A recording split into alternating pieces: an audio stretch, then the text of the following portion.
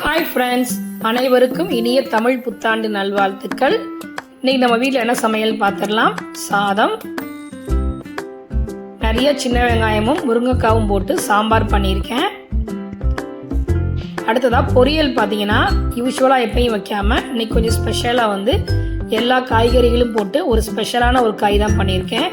வெஜிடேரியனுக்கு இந்த காய் எப்பயுமே ஸ்பெஷல் தான். அவியல் தான் பண்ணியிருக்கேன்.